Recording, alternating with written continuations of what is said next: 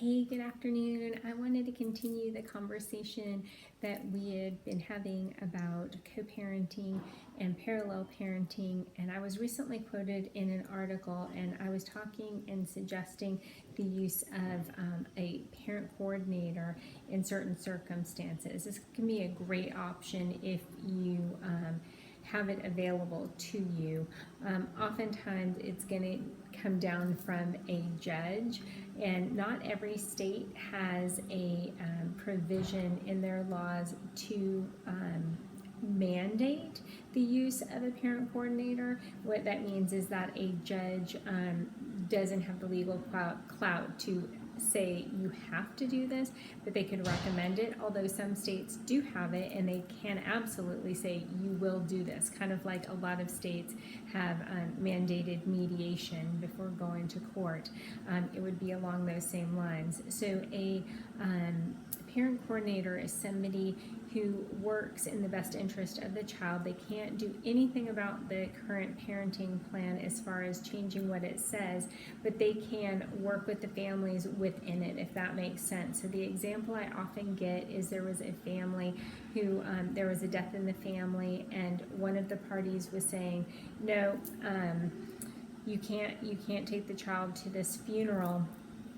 It's on my parenting time, so sorry, Charlie. And the kids had a relationship with this person who had passed away. It was totally appropriate. The kids wanted to go. This parent was being very difficult. The other parent had to file an emergency petition, and it was kind of the straw that broke the camel's back. And in this case, the judge had ruled that there needed to be a parent coordinator. They work kind of like an attorney, so they're going to take a retainer, and then they're going to bill the parties accordingly and figure out how to find solutions. So in that case, she didn't need, or the parent coordinator didn't need to change the parenting plan. He just reworked it, right? So said, okay, you can have the kids for these 3 days, not your parenting time. The other parent, here's your choices. We will give you that time back to you. When do you want it? And gave them some options. And that way it's not changing a parenting plan, days are staying the same, but those things need to be able to happen. And if you have a parent that's really, really uncooperative, sometimes that is the only option. And the thing about parent coordinators is they aren't like mediators where they can testify.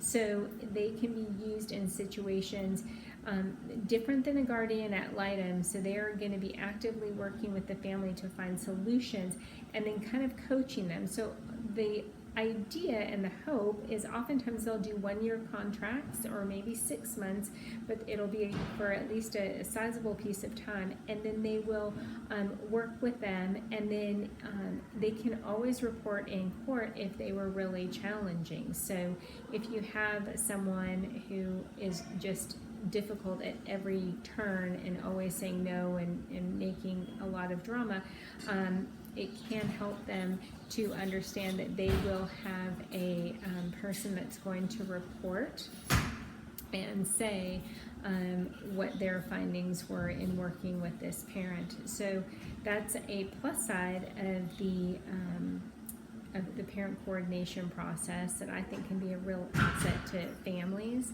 and something to think about. And ultimately it might sound like, oh my gosh, I have to pay this person, but in the long run, if you have somebody who's highly litigious and you're finding yourself in court all the time anyway, it's way cheaper to go this route. And there have been even circumstances where you can say that the billing will be such that one parent is paying it if it feels like they're always consuming all of the time, that they're bringing these actions, that they're being difficult.